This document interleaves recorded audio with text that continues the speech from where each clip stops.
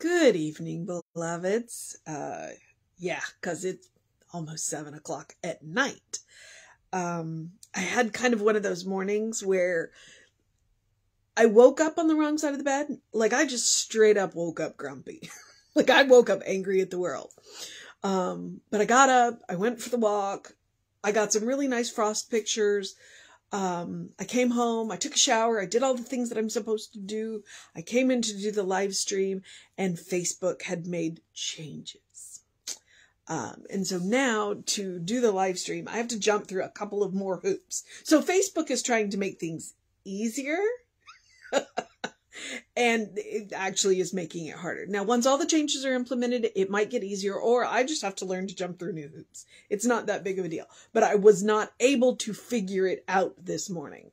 In fact, I wasn't even able to figure out how to do a post from my phone, which that's how I normally do most of this. I was able to do it from the computer just to say, hey, you know what? Can't do this. And so instead, David and I swapped. David did his in the morning and I'm doing mine in the evening. And he explained why he did it in the morning and I did it in the evening. So we should go back to our regularly scheduled tomorrow because I figured it out tonight. Let's hope I can figure it out again in the morning. And then it took me a minute to figure out how to cross-post this because I cross-post this. I do the live stream for the Creative Life Spiritual Center page, but I also cross-posted on my Running Rev Ryan page because, you know, hey, why not? And so I'm just like, and here we are.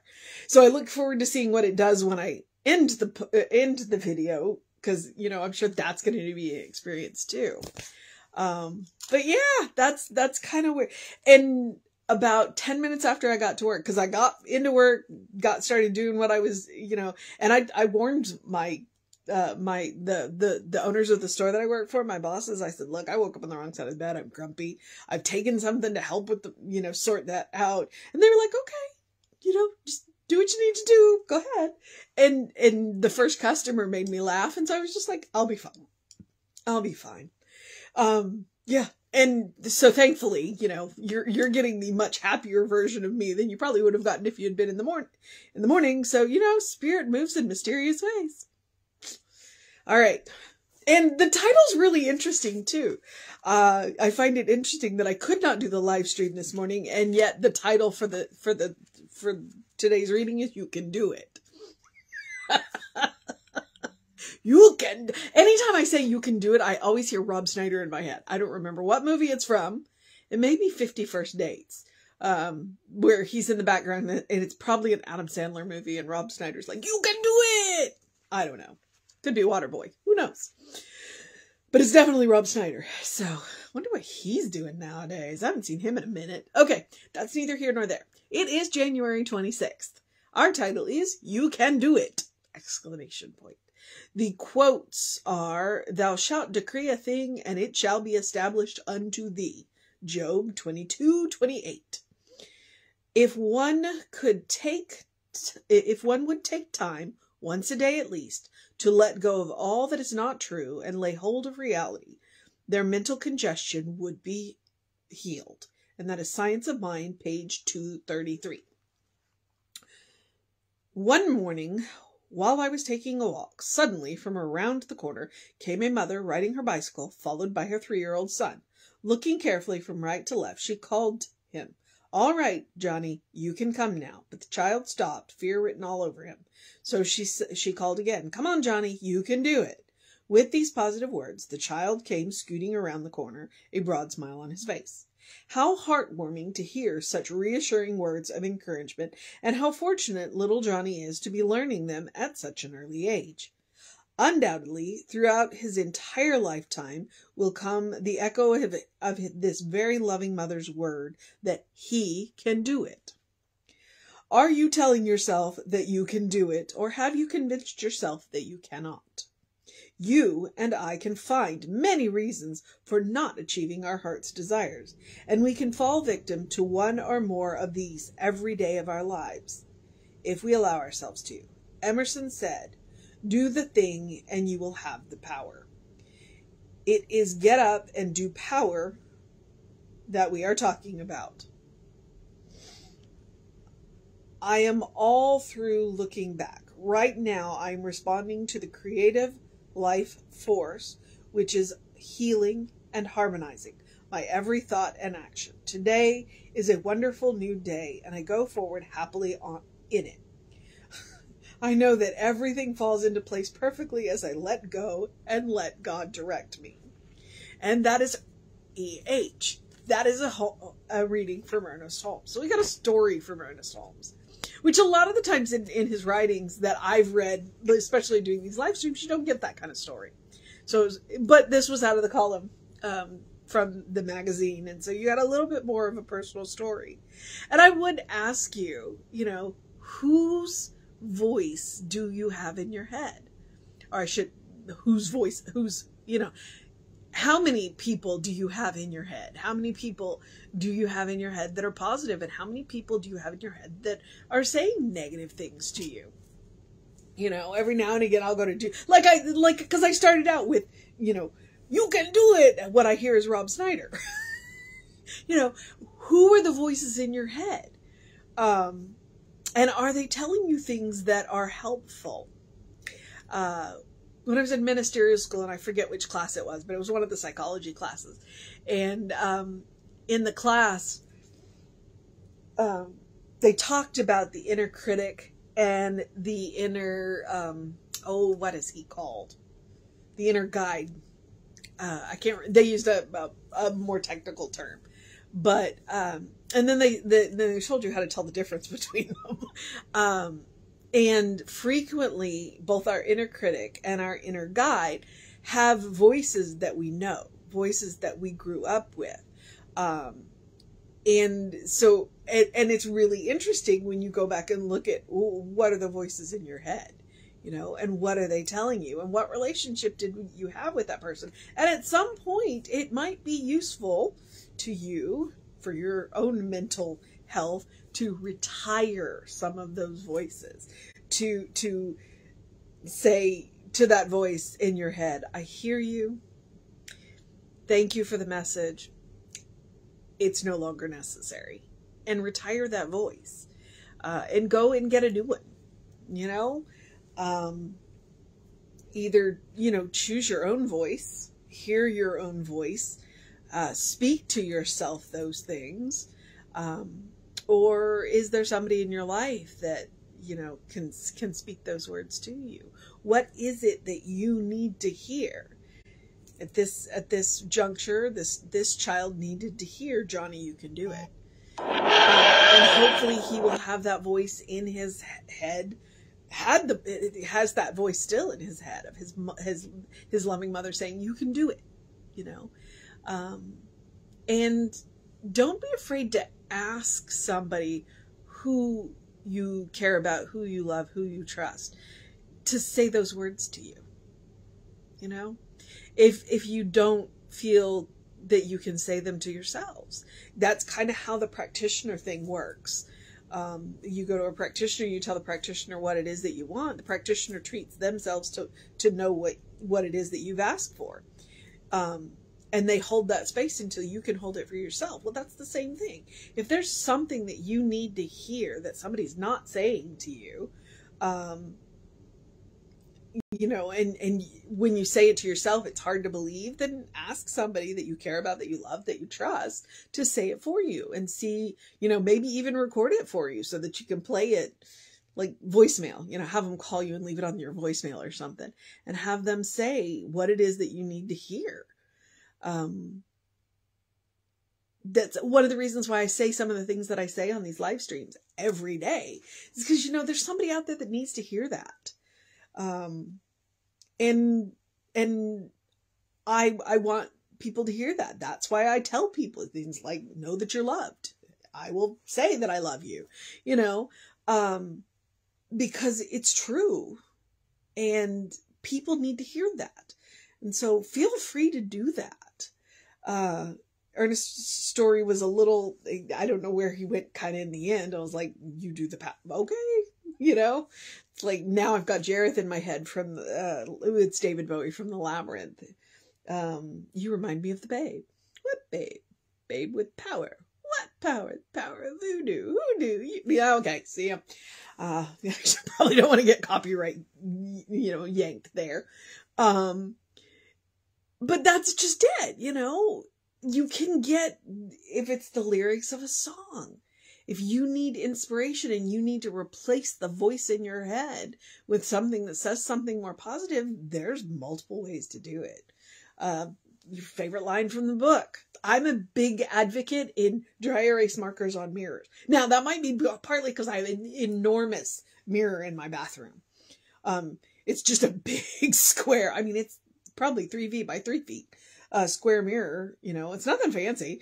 But dry erase markers on mirrors. I'm going to see that mirror at least twice a day, probably far more than that. Do I always look at it? No, but at least twice a day I brush my teeth, so I do. And so I write things there, and so that I can say them to myself, and then I can hear them in my own voice, and record that. So I would say the mission today, should we choose to accept it, is to listen to the voices in our head. Listen to the encouraging voices in our head and hear whose voices they are. And listen to our inner critics and thank them and tell them that they can rest now. And if you don't have a guide voice that tells you what you need to hear, go to somebody that you trust, or pull one. I mean, if you think of all of the wonderful ministers, any one of them, Edward Viljoen's a wonderful one. He posts a lot of videos. He would be a good one too. Go listen to his talk sometimes. If you want to hear an inner guide voice that's lovely and wonderful and just good, go get his voice. Cause I'm sure he says all of those things too. I've listened to some of his stuff, and he tells you what you need to hear too. So that's the mission today. The mission today is definitely you can do it, but it's also about listening to the voices in your head and retiring the ones that you don't need anymore, and maybe picking up a few new ones, including your own voice. I advocate, your own voice as often as possible. Speak your power. Speak your power. And maybe I'm turning into Ernest Holmes at the end of this. Speak your power. You do you. You are your own best advocate, oftentimes. So that's the mission today. Should we choose to accept it? The other part is, as I always say, to do something loving for yourself, do something kind for yourself, do something compassionate for yourself. With the example being, I got up grumpy, just straight up angry at the world. I acknowledged this in myself. I took steps to mitigate it. And honestly, doing these, a lot of the times that'll be enough, which I didn't have the option of this morning because, technology. So I had to do it, but the most loving, kind, and compassionate thing I could do for myself and for the people that I work with is to say, hey, you know what? I woke up on the wrong side of the bed today. Just so you know. Now, were they going to let me get away with bad behavior? Absolutely not. But they could cut me slack where they could. And by me being honest about how I was feeling, I acknowledged it. I looked that fact in the face. And then I changed the reality. The truth of me is that I'm this wonderful, loving, kind, compassionate, spiritual being. The fact of me was I was a grumpy human. So I looked that fact in the face and, got through it. And that's the best. Sometimes that's the best I can do, is admit that I'm grumpy. Let me admit I'm grumpy, and then you can take the steps you need to take to minimize interaction with me while I'm grumpy. And sometimes that's what loving, kind, compassionate looks like. It is absolutely about self-care. It is absolutely about self-care. And sometimes it's about kindness to others. But it's also about joy. It is about those moments of joy, of making room for that, no matter what's going on in your life. So please practice love. Please practice kindness. Please practice, let me slow down here, compassion on yourself. One, You are your own best test subject. Immediate feedback. 2, you deserve your own love, your own kindness, and your own compassion. So practice on yourself. And 3, it is about creating the habit. It is about creating that default setting, that first response. The more often you practice it, the more likely you are to reach for that first, no matter what's going on. When you create that well-worn path to the center of your own being, to the source of your own being, to the infinite source of love, kindness, and compassion, then you have plenty to share, no matter what's happening. No matter what's happening. Always. Okay, so that, it's super important for me. And, you know, I'm a big believer in love, kindness, and compassion. I'm also a big believer in engaging my mind. So I encourage you to engage your mind in your body. I encourage you to drink plenty of water. I encourage you to get early in your day bright light. It is late in my day, so I'm going to be slowly turning the bright lights down, because that's the other secret. You get bright light early in your day, and then as your day, you get closer to evening, you start to dim those lights so that circadian rhythm functions normally. Okay? You can rest.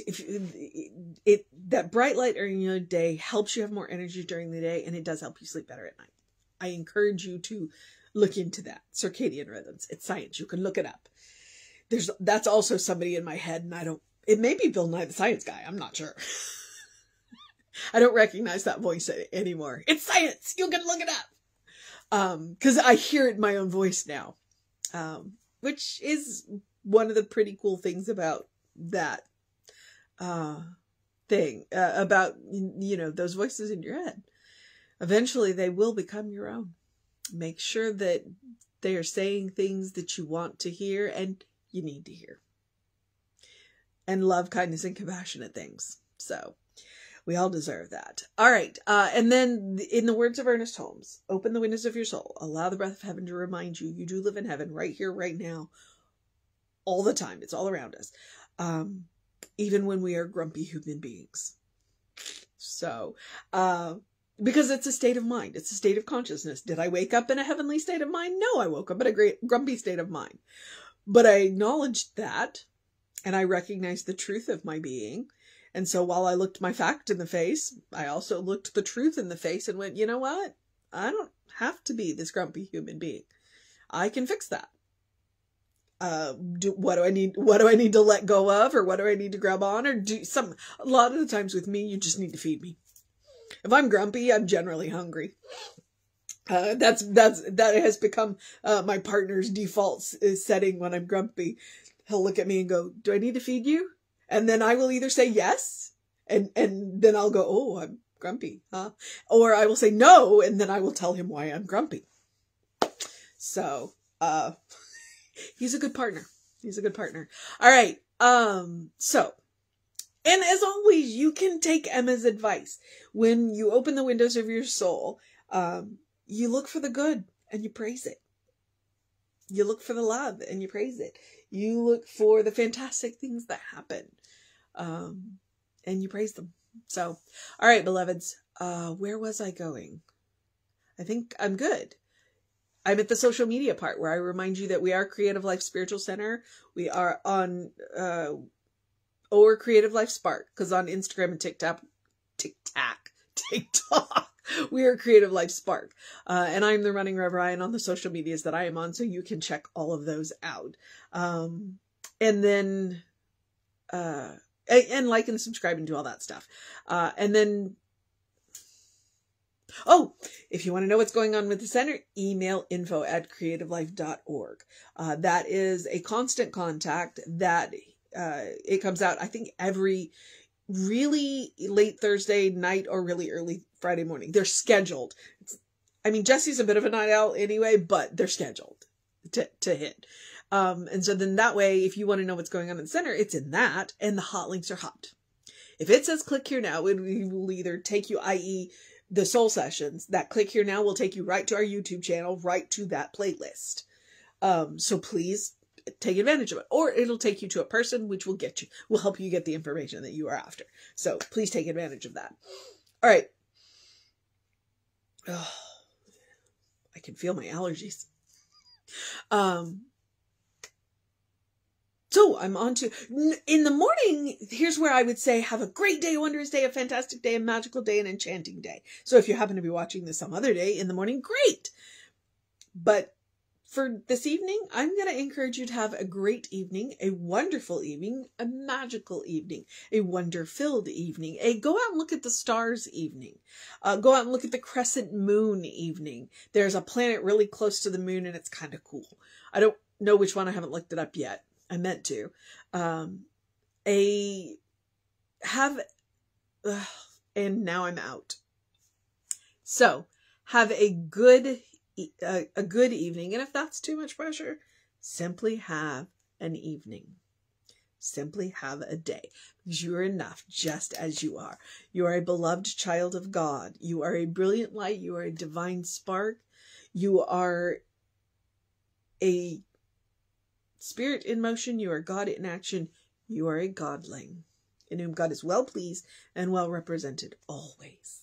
Always. It's a state of grace. The cool thing about grace is it is granted. It doesn't have to be earned, and it can't be taken away. All right? No matter what those negative voices in your head say, this is the truth of your being. So occasionally we look at the fact in the face, and then we see the truth behind it. All right? Know who you are. Okay. So I would tell you normally the Reverend David will be on around 5 p.m., but he was on much earlier today. Hopefully tomorrow we will go back to regularly scheduled, what have you. So take care of yourself. Know that you are loved, and I will see you next time as Gabby comes in to tell you goodbye. All right, beloveds. I'll see you next time.